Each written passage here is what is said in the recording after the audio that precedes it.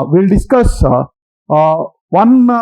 couple of questions regarding prelims as well as mains. Like this is the mains question that was asked in the last year's exam. So in polity or from polity, you get actually around 8 to 10 questions, sometimes even 12 also. Of the 20 questions, you'll get around 8 to 12 questions from polity. And most of them are on the basis of basic aspects, that is the static part, as well as the static as well as the current part, related to static as well as the current part. So we look at the first question. The first question, this is regarding this is which was given in 2023 prelim exam. In essence, what does due process of law means? Due process of law. According to the Constitution of India, we have adopted procedure established by law. Procedure established by law. But what is the meaning of due process of law? To understand this, we need to go back. To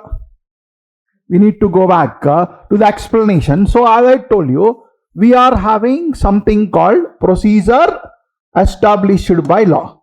Procedure established by law means, according to the law, there is a procedure that is established. So we have to follow that procedure established by law. We have to follow that procedure established by law. That means if you are arrested, then police will arrest you. Then you will go, they will take you to court, or you yourself will move the court. Then the court will ask the police, why did you arrest Mr. A? The police have to tell the court that they have arrested you as per a section 121, or as per section 124A, or as per section 153A, or as per some other section. They must say. So, for example, they arrested you under section 124A. So, what is there under 124A? So, only there is a procedure established by a law. That law is 124A. So, you must be arrested. Then, if you are arrested, they will observe how your arrest has been made, whether it has been made according to the procedure established by law or not. So that is what we are following. So in 1950, there was one case called A.K. Gopalan case. In the A.K. Gopalan case, A.K. Gopalan was arrested. A.K. Gopalan was a freedom fighter as well as a leader of a political party. So when A.K. Gopalan was arrested, A.K. Gopalan moved the court, questioning his arrest. Why I was arrested? Then the court told A.K. Gopalan, you are arrested as per a law, as per the procedure established by a law. So Mr. A.K. Gopalan, we can't give you relief because you are arrested under a procedure established by law. So like that, A.K. Gopalan was arrested. So court said, we know that you are a good man. We know that you are a freedom fighter. You have done so much for the country. We know that you are a political party leader also. But we can't help you. The reason why we can't help you is because there is already a procedure to arrest you. If police arrest you without a law, then we will help you. But police arrested you as per the procedure established by law. So, A.K. Gopalan, we can't help you because police arrested you as per the procedure established by law. But if the police arrest you differently, we could have helped you. That is what the court had said to A.K. Gopalan. So that means we follow procedure established by law. Tomorrow if the government does something, whether government does it right or not, how the courts will adjudicate, how the courts will rule as per the procedure established by law. If the arrest or this thing is made as per the procedure established by law, then there is no relief. there is no relief. You can't get any relief because you are arrested under procedure established by law. So then we got Menaka Gandhi case in 1978. So Menaka Gandhi is a daughter-in-law of Indira Gandhi. So Menaka Gandhi wanted to go to USA. So Menaka Gandhi had applied visa. Then her passport was impounded. Passport was stopped. Her passport was impounded, or her passport was stopped. Why it was stopped?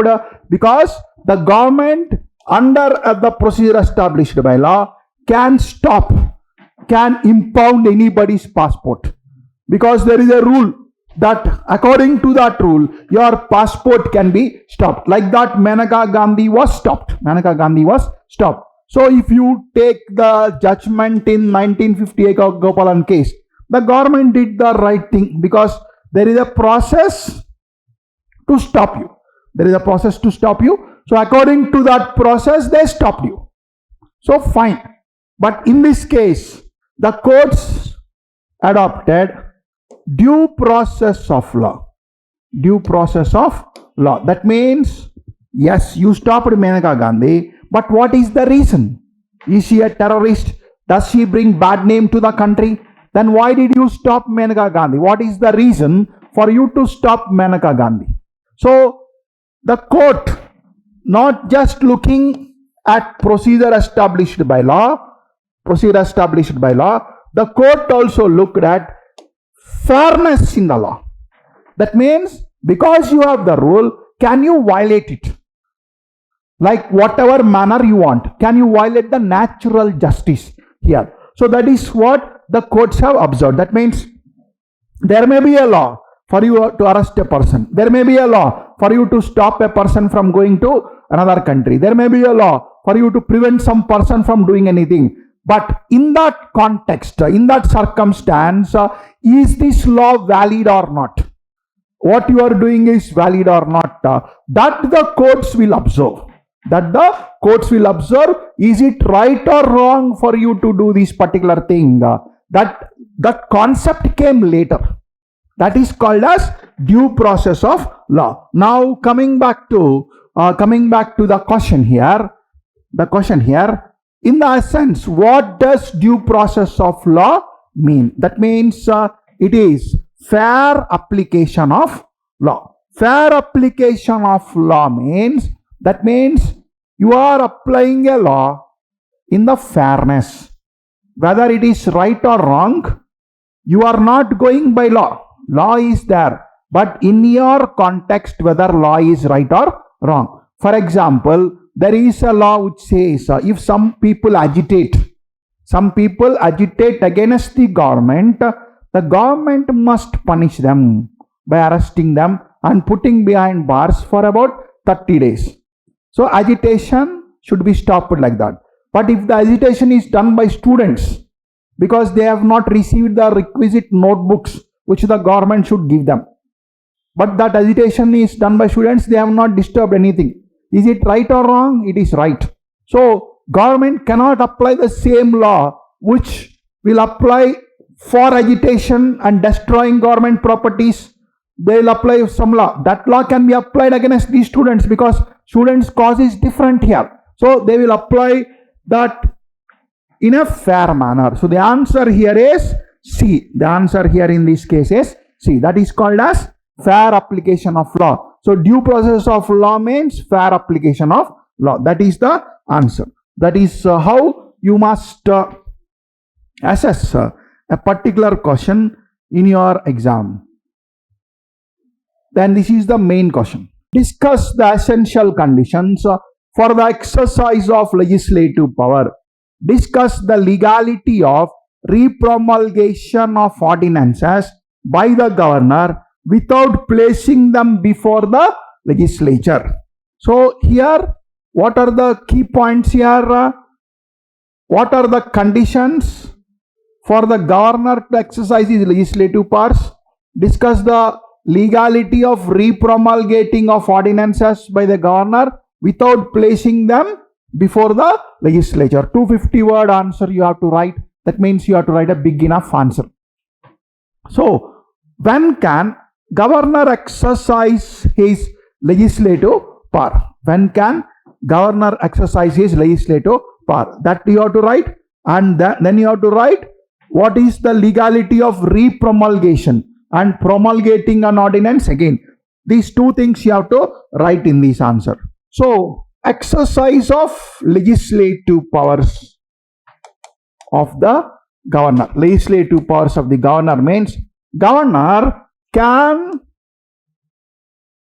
give assent to a bill, then governor can send back a bill to the state legislature, then governor can reserve the bill for the assent of the president, and then governor also can issue ordinances. Governor can also issue ordinances. What is the meaning of ordinance? Ordinance means it is just like a temporary law. When the legislature is not in session, that means in many states we only have legislative assembly. In some states we have legislative assembly as well as legislative council. In the states or the 6 states where there are 2, if either one of these houses is not there, then you can issue governor can issue an ordinance. Or if you require a law urgently, then governor can issue an ordinance if one of these thing is not there. Then next one is next aspect is that means the ordinance. When can the ordinance be issued? Whether repeatedly issuing ordinance is right or wrong. For example, once an ordinance is issued, the ordinance will stay in force till 6 weeks of the assembly of the second house.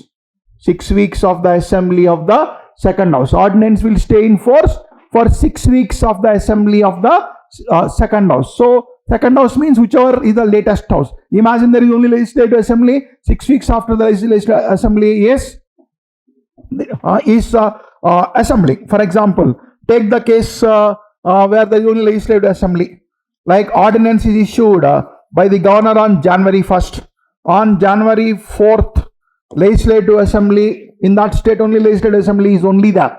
Legislative assembly convenes. So from January 4th to up to another 6 weeks, that is up to February 18th. By February 18th, this ordinance should be converted into a law. This ordinance should be converted into a law. If it is not converted into a law, that ordinance will cease to exist. So they have not converted. Imagine the ordinance was not converted. Ordinance was not converted.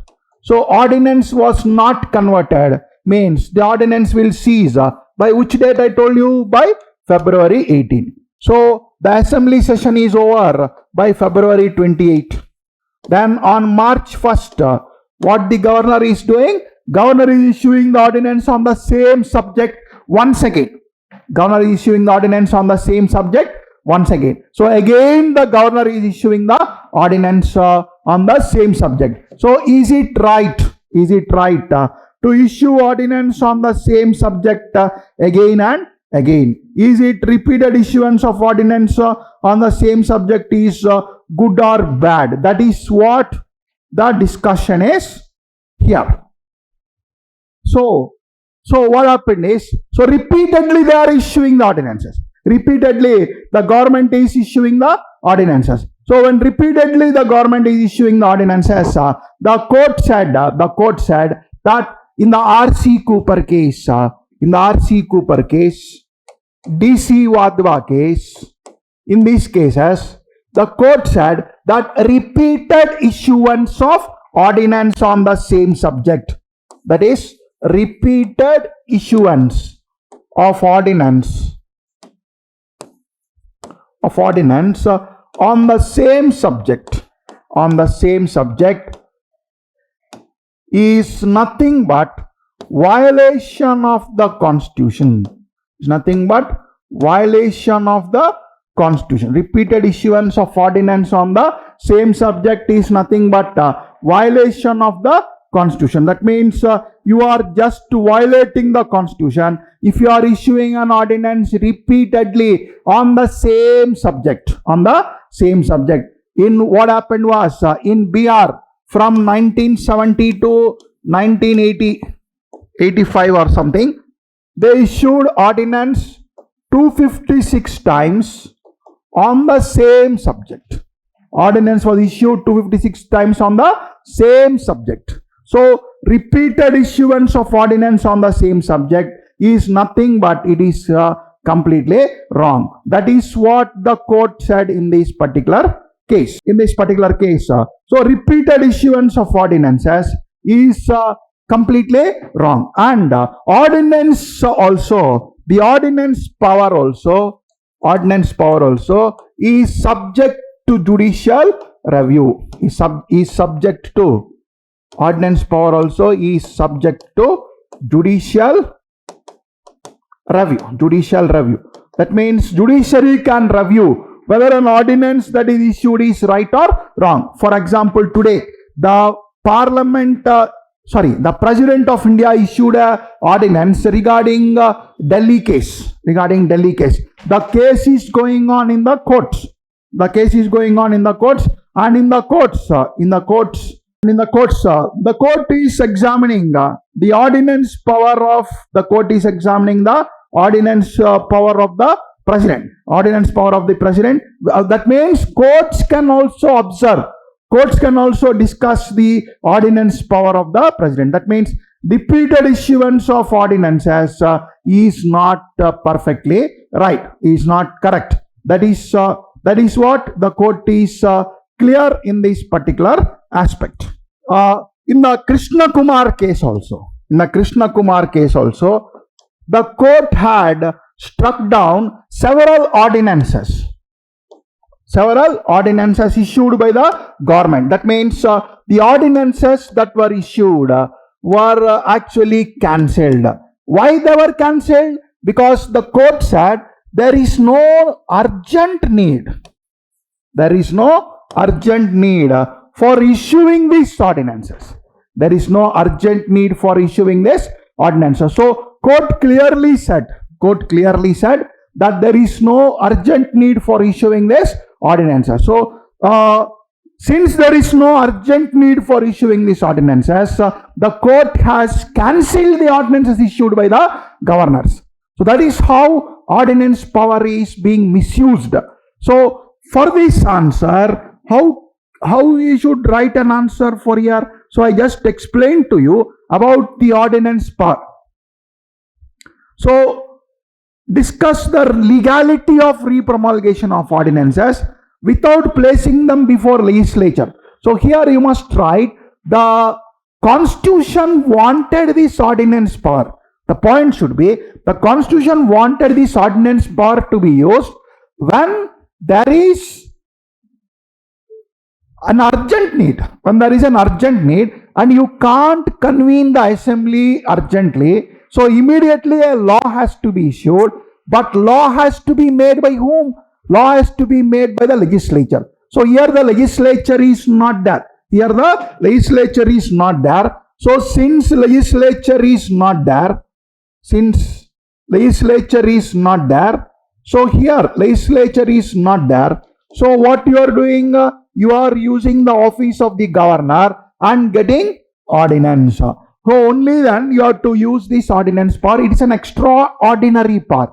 It's an extraordinary power. Extraordinary power should be used only in extraordinary circumstances. So that must be used. But otherwise, laws must be passed by whom? Laws must be passed only by legislatures. Legislatures only should pass the laws.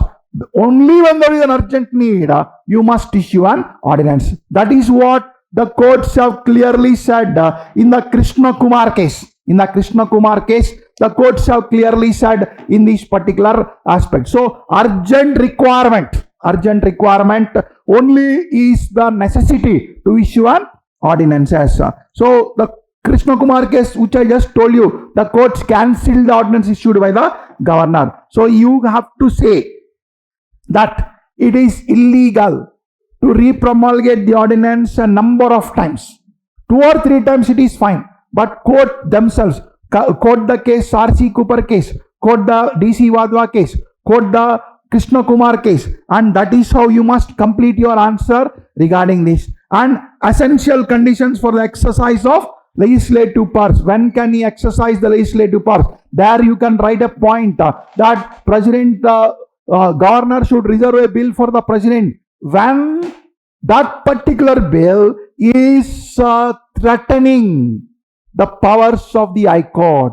When that particular bill is threatening directive principles of state policy. When that particular bill is, if you feel against the constitution, then only you can reserve the bill for the president. Then only you can reserve the bill for the president. These points must be mentioned. Then you come to, so first point must be dealt like that. Then you must come to the repromulgation of ordinance section, and those points you must describe about the ordinance aspect. You must describe about what are the various essential conditions. Then you must write the answer complete it saying conclusion should be that ordinance power is an extraordinary power, and since it is an extraordinary power, it must be used only in extraordinary circumstances. So it should not be misused by the governor. So there were instances where governor misused it, which was curbed by the Supreme Court. That is how you must tackle this answer. Two aspects are there. Students tend to miss one of the aspect, and students tend to miss this part and focus only on this part. So you must be very careful while answering these kind of questions. So you must write about the reserving the bill to the president, and you must write about repromulgation of the ordinances also. That is how you must write these answers. So we will teach you how to approach this question, and what should be the introduction, what should be the body, what should be the conclusion for this, and how to approach a particular question like this. And even if you look at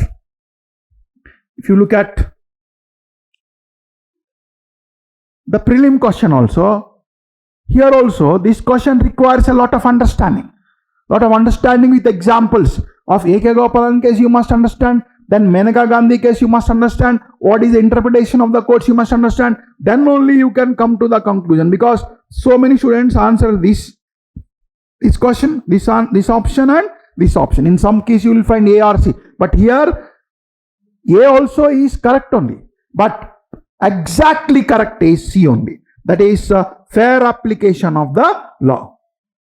Fair application of the law. So that is the correct aspect here, not the principle of natural justice, right? So we'll close the discussion here. So this is how you have to approach. You must have a strong base to answer these kind of questions, which you may be having a lot by this time, and we'll modify you how to tackle these kind of things in our classes which we are going to take, right? So thank you very much.